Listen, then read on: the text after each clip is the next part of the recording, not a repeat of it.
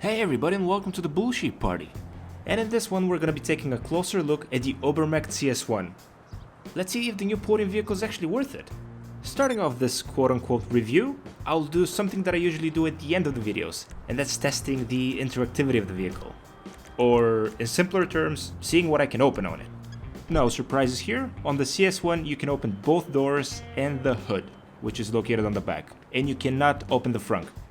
Now, I personally think that this is one of the better looking cars, just because I'm a big fan of the car that this one is based on, which is the BMW M1.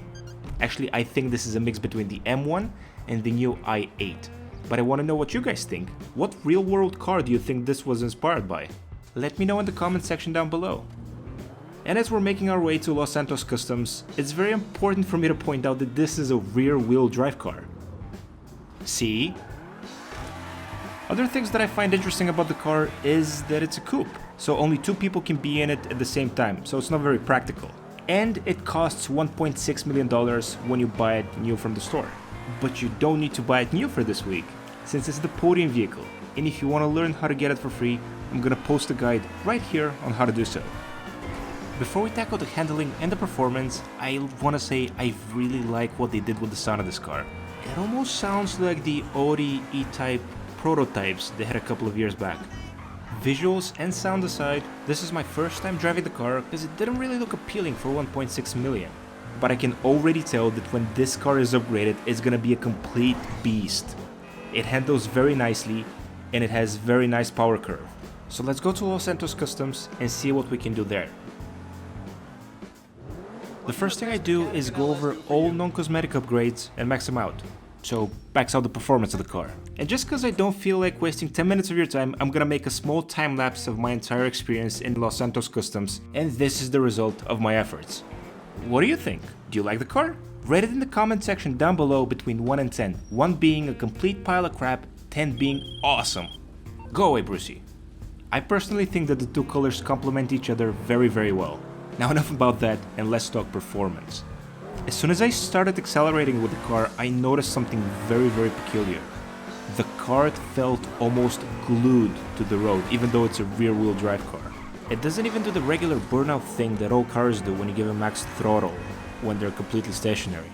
It's very hard to explain, but at this point I was, dare I say, almost in love with the car, in that I was expecting something completely different. I was expecting a supercar that I was going to be barely able to control.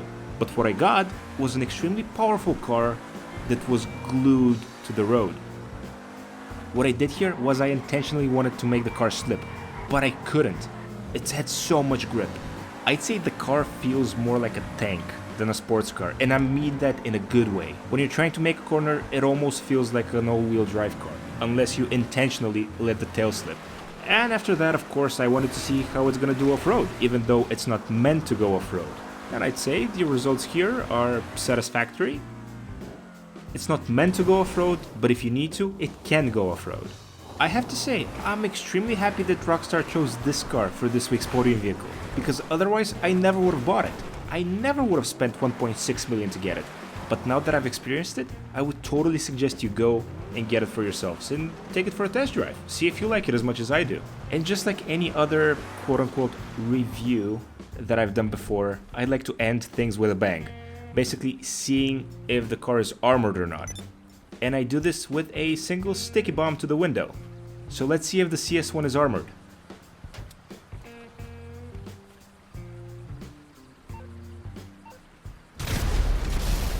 Nope, not armored. And that's gonna do it for this video. Thank you so much to everybody who watched this far. I appreciate you a lot, especially the notification squad who are always on top of things. And if you like the content and you're not yet subscribed, please consider subscribing to my channel and liking the videos. It helps out the channel a lot and there's a lot more content coming your way. And with all that said, I'll catch you in the next one.